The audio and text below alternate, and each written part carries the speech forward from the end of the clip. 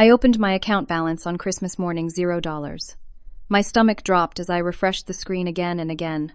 The $220,000 I had worked years to earn was gone overnight. When I confronted my brother Jake about the suspicious timing after he had used my laptop, he just smirked and said, "Prove it, Miss CEO," with such contempt it made me physically ill. My tech company faced immediate collapse without those funds. I had trusted Jake despite everyone warning me about his jealousy. The betrayal cut even deeper when our parents instantly believed his lies over my desperate pleas for help. I never imagined my own blood would try to destroy everything I built. Building TechSpark solutions from nothing had been my dream for almost a decade.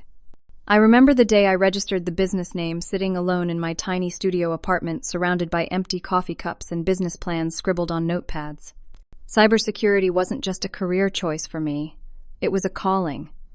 I saw how vulnerable small businesses were to digital threats, and I wanted to create affordable solutions to protect them.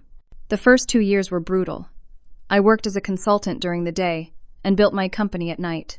14-hour days became normal. Weekends disappeared. Dating was non-existent. But slowly, clients started to come. First local businesses, then regional companies, and finally last year we landed our first national contract. That $220,000 in our business account represented not just money but validation, proof that all the sacrifices had been worth it. Jake and I grew up in the same house but seemed to live in different worlds. While I was winning science fairs and staying up late coding, Jake was charming his way through school with minimal effort. He was the people person with natural charisma that made adults instantly trust him. Our parents adored his easy smile and social confidence qualities I never possessed. "Beth is so serious," they would say, as if my determination was a character flaw. "Why can't you be more like your brother? People like Jake, he knows how to connect." What they didn't see was how Jake seethed whenever I achieved something. The state scholarship, the coding championship, my college graduation with honors, while he dropped out after 3 semesters. Each milestone widened the gap between us. The Christmas gathering at our parents' house had seemed like any other family holiday. Mom's excessive decorations, Dad's awful eggnog, the familiar arguments about politics. I brought my laptop because year-end reports couldn't wait even for Christmas. Between dinner and dessert, I slipped away to the guest room to check on some figures. Jake appeared in the doorway just as I was finishing. "Always working, sis," he leaned against the frame glass of bourbon in hand. "Just finishing up. Big client presentation after New Year's." He wandered into the room, peering over my shoulder at spreadsheets. Must be nice being so important. I should have closed the laptop then. Should have noticed how his eyes lingered on my screen. But I was distracted by Mom calling us for dessert, and I left the computer open while we ate pie and exchanged gifts. The next morning, checking my accounts became a nightmare I couldn't wake up from. Not only was the money gone, but when I dug deeper, I discovered Jake had copied proprietary algorithms I'd spent years developing. Software worth millions in the right hands, or to the right competitor. "You have to believe me," I pleaded with my parents in their kitchen, showing them the empty account on my phone screen. "Jake stole everything last night. He must have accessed my computer while we were opening presents." Mom looked uncomfortable, but Dad shook his head firmly. "That's a serious accusation, Beth. Jake would never do something like that." As if summoned by his name, my brother sauntered into the kitchen, looking annoyingly well-rested. "What wouldn't I do?" "Beth says you took money from her business account," Mom said quietly. Jake's face transformed into a perfect mask of hurt confusion. "What? That's crazy. Why would I do that?" "Because you've always been jealous of my success." I snapped past the point of diplomacy. Jake's expression shifted to one of pity, directed not at me but at our parents. "Actually, Beth agreed to invest in my new business venture. We talked about it last week. She's been under a lot of stress lately with work. Maybe she forgot." The casual, calculated lie left me speechless. More shocking was watching my parents' faces as they clearly accepted his version without question. "I didn't give you anything. You stole it. $220,000. Dad placed a hand on my shoulder. "Honey, if you agreed to help your brother, you can't take it back now. That's not fair." In that moment, I realized I was completely alone in my own family. The TechSpark office felt like a funeral home when I arrived the day after Christmas. Our small but growing team of 12 employees had been so excited about the upcoming year. Now I had to figure out how to tell them we might not make the next payroll. Amanda, my business partner, since the beginning was already there, face grim as I walked in. Something's wrong with the Peterson account, she said without greeting. They called this morning. Someone accessed their data yesterday. My blood went cold. What exactly was accessed? Customer payment information. Addresses. The whole database. The Peterson account was our biggest client. $1 million contract that had put us on the map, if their customer data was compromised. My phone rang. Peterson Industries. With shaking hands, I answered, Beth, this is Gerald Peterson. I'm afraid we have a situation that requires immediate attention. 30 minutes later, I sat at my desk staring at the wall. Peterson had canceled their $1.2 million contract effective immediately. Their security team detected unauthorized access from our systems, a clear violation of our agreement. No amount of explaining could convince them it wasn't our fault. Amanda placed a cup of coffee in front of me. There's something else you need to see. She opened her laptop, showing me emails from my account authorizing fund transfers. Emails I never sent. These came through yesterday around 6 in the evening. I thought it was strange you were working on Christmas, but the authorization codes were correct. I scanned the emails, recognizing Jake's writing style immediately. It wasn't me. It was my brother. Amanda looked skeptical. Your brother? How would he know your passwords, or the authorization codes? That was when the full scope of Jake's betrayal began to dawn on me. This wasn't an impulsive Christmas hack. This was planned, methodical. Jake had been gathering information for months. I remembered Thanksgiving when he asked so many questions about my business. The family barbecue in July when he borrowed my phone to make a call and had it for 15 minutes. The weekend he stayed at my apartment after claiming a fight with his roommate with full access to my home office. He's been playing me for months, I whispered. The police station was busy the day after Christmas. Officer Daniels barely looked up from his computer as I explained the situation. So your brother transferred money from your business account to his personal account, he clarified, typing slowly. Yes, $220,000, and he stole proprietary software. And you have proof of this theft. Well, the money is gone, and he's the only one who had access to my computer. Officer Daniels finally looked at me. Miss Andrews, I understand you're upset, but this sounds like a family dispute.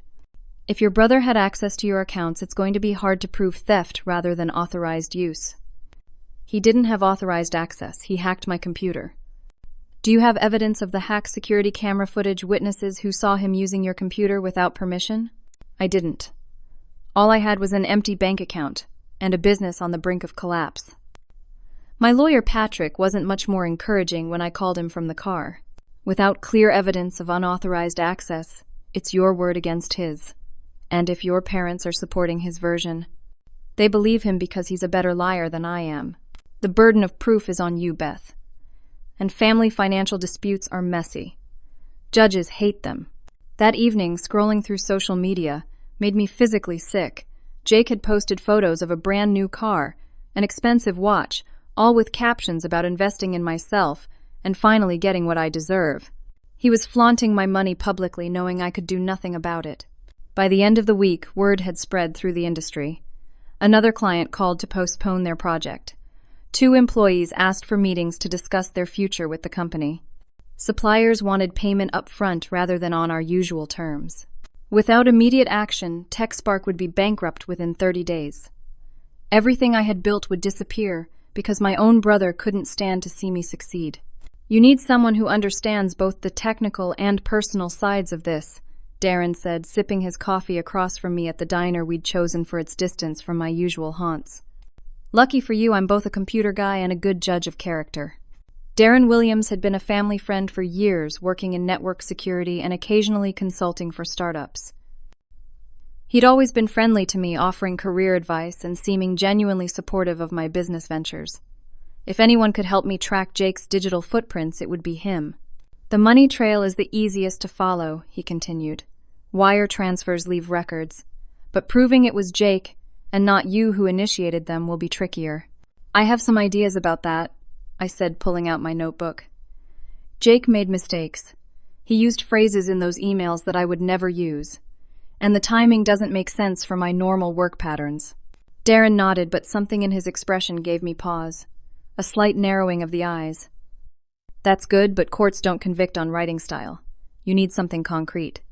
What would you suggest? Let me look into it. I know some people who might help. But Beth, he leaned forward, lowering his voice. Are you sure you want to pursue this? Family is family. Maybe Jake had reasons.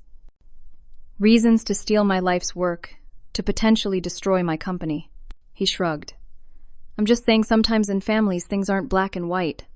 That comment should have been my first warning, but I was desperate for allies. Later that week, I visited my parents to try again to make them understand the severity of the situation. I found them at the kitchen table with their financial advisor. Beth, we didn't expect you, Mom, said quickly, gathering papers into a folder. I wanted to talk to you both again about Jake. Dad sighed heavily. We're a little busy right now, honey. I glimpsed the papers before Mom could hide them. Loan documents.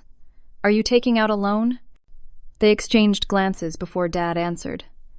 Just restructuring some things. For Jake. Are you giving him money? He's starting a business, Mom said defensively. He needs initial capital. The revelation hit me like a physical blow. You're loaning him money after I asked you for a loan last year for TechSpark and you said you couldn't afford it. That was different, Dad insisted. The market was down then. And now it's magically better. Or is it just that Jake's business matters more than mine? Mom looked hurt. That's not fair, Beth. We've always supported both of you equally. Equally? You refused my loan request for $50,000 after I showed you my business plan financial projections and already had paying clients. But you'll hand money to Jake based on what his charm. He has a solid plan, Dad said firmly. Does his plan involve the $220,000 he stole from me? Because that seems to be working out great for him so far. They both stared at me like I was the one being unreasonable. In 29 years, I had never felt so alienated from my own parents. 3 days later, I received a text from Darren. Found something. Meet me at Westlake Coffee at 2. Hope surged for the first time in weeks. Arriving early, I secured a corner table and waited, clutching my laptop bag.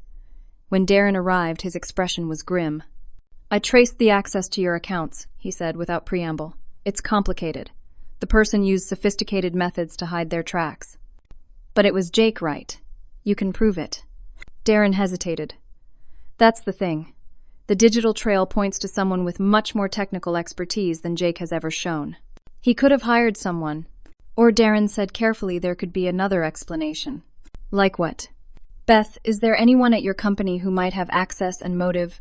An employee you recently disciplined? Someone passed over for promotion? The conversation continued in this vein, with Darren subtly steering suspicion away from Jake and toward my team, my business practices, even suggesting I might have transferred the money myself for tax purposes and forgotten. I left the coffee shop feeling worse than when I'd arrived, doubting everything. That night, I returned to my apartment to find the door slightly ajar. Heart pounding, I called out, but no one answered. Inside, the place had been ransacked. Drawers pulled out, papers scattered. My home office was the worst hit. The external hard drives where I kept backups were gone. The police came, took a report, dusted for fingerprints, and ultimately told me what I already knew. Without witnesses or security cameras, there wasn't much they could do. 2 days later, my parents celebrated their 35th anniversary with a small dinner party. I debated not going, but ultimately decided I needed to keep up appearances. Jake would be watching for signs of my next move. He cornered me by the dessert table, champagne in hand, looking every bit the successful entrepreneur in his new designer suit. How's business, sis? Heard you lost the Peterson account. Tough break. I maintained a neutral expression. Things are fine, Jake. He leaned closer, voice dropping to a whisper. We both know they're not. I've always been the smarter one, Beth. You just worked harder to compensate. But hard work only gets you so far. Before I could respond, he rejoined the party, all smiles for our parents' friends. My childhood friend Tara called the next day after hearing rumors about TechSpark's troubles. I believe you about Jake, she said immediately. He always had that darkness in him, even as a kid. Relief at being believed nearly brought me to tears. Thank you. But Beth, be careful. Jake's been hanging out with some sketchy people lately. Guys who know how to make problems disappear, if you know what I mean. You think he'd physically harm me? The thought had never occurred to me. I don't know. But the Jake I've seen recently isn't the Jake we grew up with. Success is changing him and not for the better. That afternoon, another major client pulled their project, citing concerns about our financial stability. The company's cash flow crisis became critical. Without the stolen funds or major clients, we had weeks, not months. That night, ready to give up, I found myself digging through old boxes in my closet, seeking comfort in memories of simpler times. A high school yearbook, college photos, and beneath them, a journal I'd kept during my freshman year of college. Flipping through it, I found entries about Jake's manipulation even then, how he'd sabotaged my application for a prestigious internship by accidentally spilling coffee on it the day it was due, how he'd told my first serious boyfriend lies about me that led to our breakup. The pattern had always been there. I just hadn't wanted to see it. Susan Marshall had been my professor in graduate school before starting her own digital forensics firm. She was brilliant, methodical, and had testified in over 100 cybercrime cases. If anyone could help me build a case against Jake, it was her. "Walk me through exactly what happened," she said when I met her at her office downtown. Unlike Darren, she took detailed notes and asked precise questions about timestamps, access patterns, and the specific language used in the fraudulent emails. After 2 hours, she sat back and tapped her pen against her notepad. "Your brother made mistakes," she said finally. "What kind of mistakes?" "Technical ones. Whoever did this used a specific approach to bypass your security. A signature method, you might say. Like a painter who always uses the same brushstroke." Hope flickered again. "Can you identify it?" "With time and access to your systems, yes." "But Beth," her expression turned serious, "this will be expensive and there's no guarantee it will be enough for criminal charges." "I don't care about the cost. I need to prove it was him." Susan nodded once decision made. "Then let's get started." Over the next week, Susan and her team combed through every aspect of the hack. They traced IP addresses, analyzed code patterns, and reconstructed the digital trail. What emerged was a clear picture of premeditation and technical sophistication. "He didn't do this alone," Susan concluded after presenting her findings. "Jake has an accomplice with significant cybersecurity knowledge." A suspicion formed in my mind. Darren Williams. Susan raised an eyebrow. "The network security consultant, that would explain a lot. He's been feeding me false leads, trying to direct suspicion away from Jake." Classic misdirection. But here's something interesting. Susan pulled up a screen showing code fragments. This same signature appears in a case I consulted on 6 months ago. An investment firm reported unexplained fund transfers. They suspected an inside job but couldn't prove it. Was Jake involved? Not directly. But guess where those transfers went before being bounced to offshore accounts? The same bank Jake uses. My mind raced. So Jake's done this before. "I think your brother and his accomplice have been running this scam for a while. You're just the latest victim." The revelation changed everything. This wasn't just about Jake's jealousy toward me. This was a pattern of criminal behavior that extended beyond our family drama. "We need to approach this differently," I said, a plan forming. "If Jake thinks I'm beaten, he'll get careless." "What are you thinking?" "I'm going to surrender. Publicly. Let Jake believe he's won completely." Susan looked skeptical. "While secretly building your case." "Exactly. If Jake thinks I've given up, he won't be watching for traps." That weekend, I called a family meeting at my parents' house.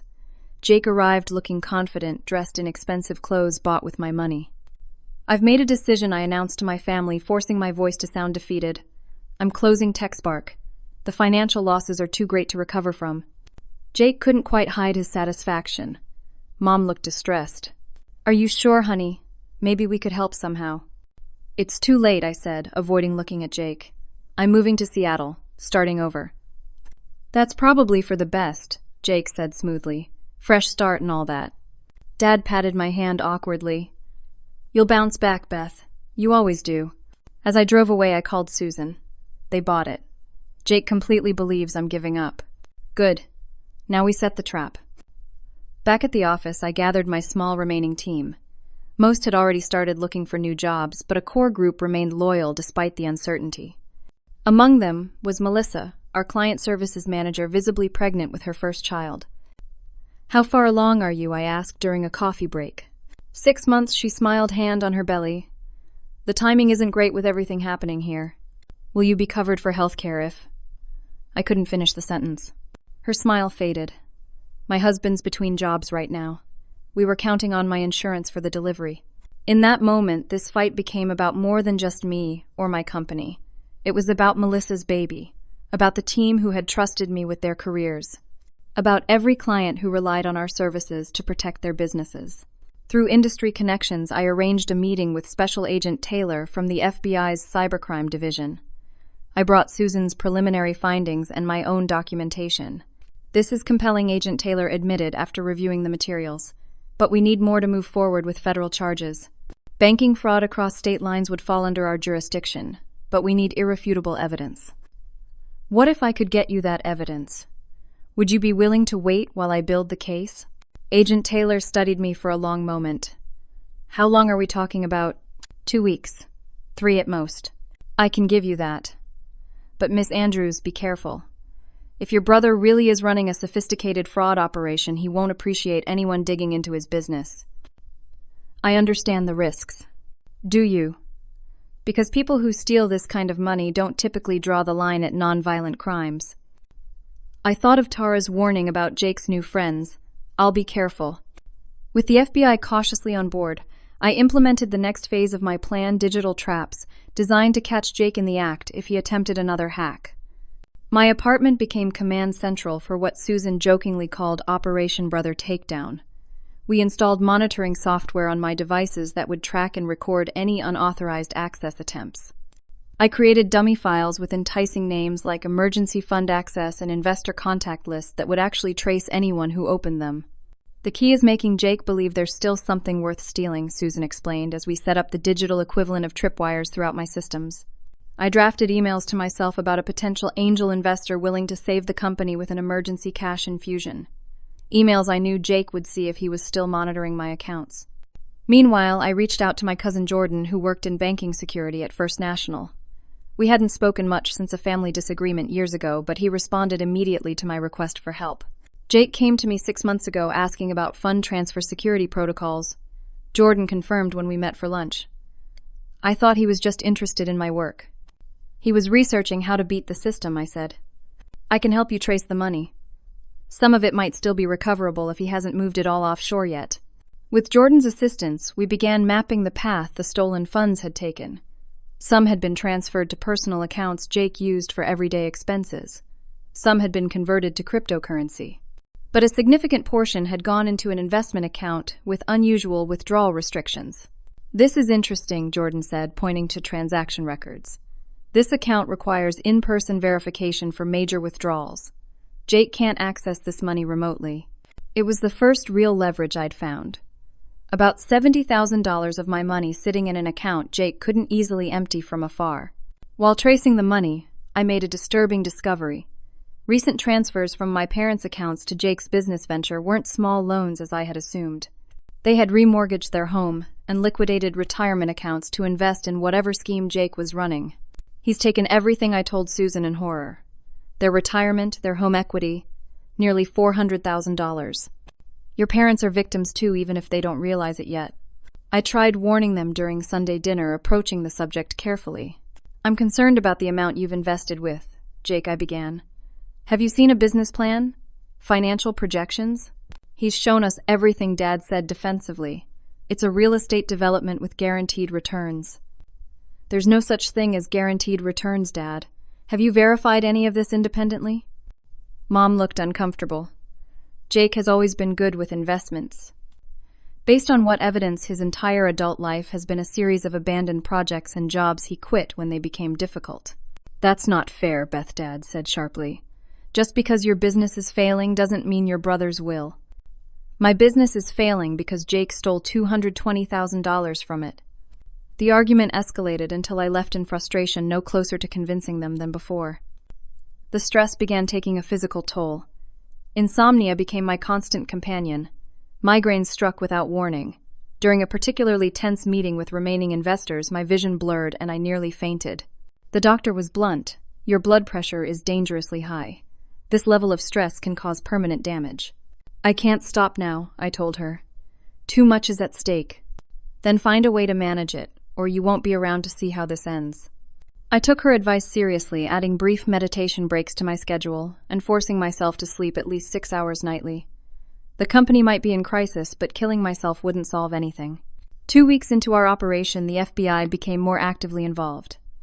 Agent Taylor assigned a technical team to assist Susan's efforts, bringing additional resources and expertise. We've connected your brother's case to 2 other incidents. Agent Taylor informed me during a secure call. The pattern is consistent. If we can prove he's behind all 3, we're looking at federal wire fraud charges. The pieces were falling into place, but Jake remained one step ahead. Just when we thought we had traced all the stolen funds, new accounts would appear. When we strengthened security on one system, he would probe another. He's getting help from someone with serious skills, Susan admitted, after a particularly challenging day. Darren, I said with certainty. They've been friends for years. I never questioned why Darren stayed close to our family. We need to watch him too. We expanded our surveillance to include Darren's known accounts and communications with Jake. What we found confirmed my suspicions. The 2 had been plotting for months, with Darren providing technical expertise and Jake handling the social engineering aspects. Most disturbing were messages suggesting this wasn't their first victim. References to the Johnson job and the Miller account indicated a pattern of targeting small business owners, gaining their trust, then draining their accounts. Your brother is the front man, Agent Taylor explained after reviewing the evidence. He identifies targets, gets close to them, gathers personal information. Darren handles the technical side, the actual hacks and transfers. How many others have there been? We've identified 4 definite victims before you. Combined losses over $1 million. The scope of Jake's crimes was staggering. This wasn't just about me anymore. It was about stopping a criminal operation before more people lost everything they'd worked for. The final phase of our plan required precision timing and nerves of steel. After 3 weeks of gathering evidence, documenting money trails, and recording Jake's communications with Darren, we were ready to spring the trap.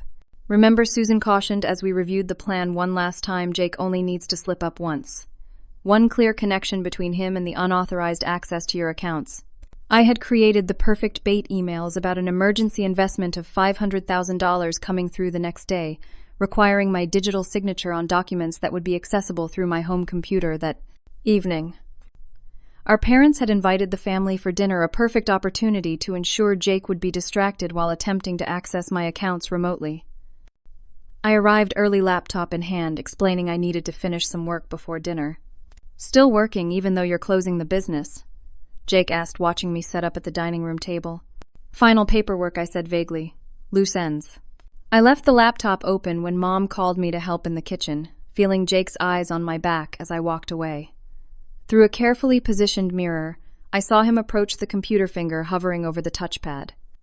He glanced toward the kitchen, then quickly navigated to my email. Dinner was excruciating.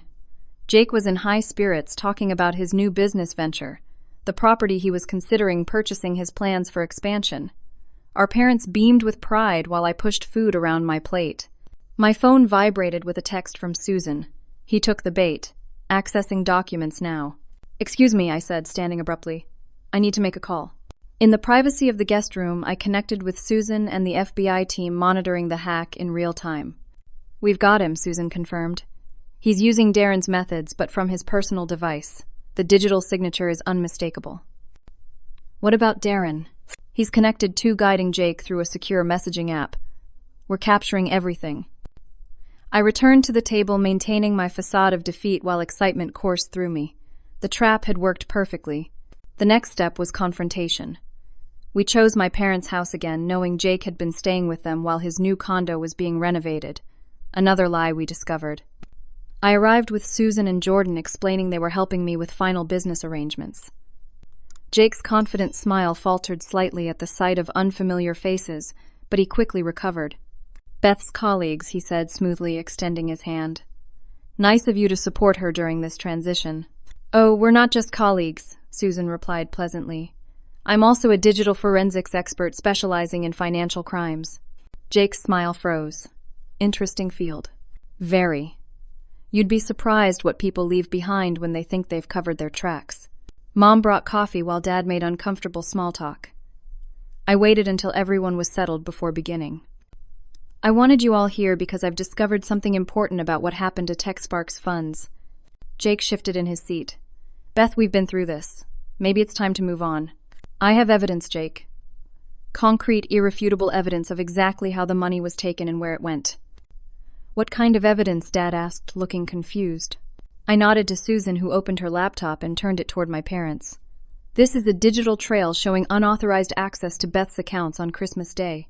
The hack originated from a device in this house, using a specific methodology we've documented in other cases. Jake laughed, but it sounded forced. This is ridiculous. I barely know how to update my phone apps, let alone hack a security company. That's where Darren Williams comes in, I continued calmly. He provided the technical expertise while you provided access and information. Darren, our family friend Darren Mom, looked shocked. Yes, the same Darren, who's been helping Jake target other business owners over the past year. Jake stood abruptly. This is crazy. I'm not listening to these accusations. Sit down, Jake, I said quietly. We're just getting to the interesting part. Jordan took over explaining the money trail we'd uncovered. How funds moved from my accounts through a series of transfers designed to obscure their origin. How portions were converted to cryptocurrency and back to dollars. How significant amounts ended up in accounts directly controlled by Jake. This is all circumstantial, Jake insisted, though sweat had appeared on his forehead. You can't prove I did anything. Actually, I said, pulling out my phone, we can. You accessed my laptop again last night.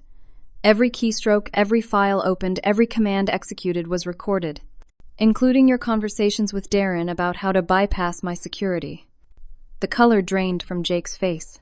There's more, I continued. The FBI has been investigating a series of similar thefts targeting small business owners. The same methods, the same accounts receiving funds, the same two people always involved. The FBI, you're bluffing. On cue, there was a knock at the front door. Dad went to answer it, returning ashen-faced with Agent Taylor and two other agents. Jacob Andrews' Agent Taylor asked formally, though she knew exactly who he was. Jake's confident facade crumbled completely. I want a lawyer. That's your right, Agent, Taylor replied calmly. Jacob Andrews, you're under arrest for wire fraud, computer fraud, and conspiracy to commit financial crimes across state lines. As the agents read him his rights, Jake made one last desperate attempt.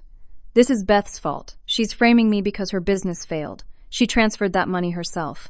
Dad stood slowly, looking at his son, as if seeing him clearly for the first time. Stop, Jake. Just stop. Mom was crying quietly, the full weight of betrayal finally sinking in. As the agents led Jake toward the door, he turned back to me with pure hatred in his eyes. You'll regret this.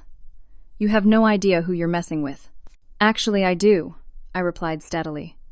I'm dealing with my brother who couldn't stand to see me succeed, who would rather destroy what I built than build something of his own. And that's the saddest part of all this. The door closed behind them, and a heavy silence filled the house. Years of family dynamics, unspoken resentments, and blind spots had culminated in this moment of painful clarity. I sat beside my parents on the couch, giving them time to process everything they'd witnessed. We didn't see it, Dad finally said, voice hoarse. We didn't want to see it. He was always so convincing, Mom added. So charming. I know, I said gently. He fooled a lot of people. Not you, Dad, said, meeting my eyes. You tried to tell us. It wasn't an apology, not yet, but it was a beginning. The federal case against Jake and Darren moved swiftly once the evidence was presented. The FBI discovered their scheme had victimized 6 business owners across 3 states, with total losses exceeding $1.5 million. The charges expanded to include wire fraud, computer fraud, money laundering, and conspiracy. Jordan's banking expertise proved invaluable in recovering funds. While some money had been spent or moved beyond reach, we managed to reclaim about 60% of what was stolen from TechSpark, including the $70,000 in the restricted investment account. It's not everything Susan said when the final accounting was complete, but it's enough to stabilize your company while you rebuild. My parents faced their own painful reckoning. The guaranteed investment Jake had promised them was nothing but a shell company.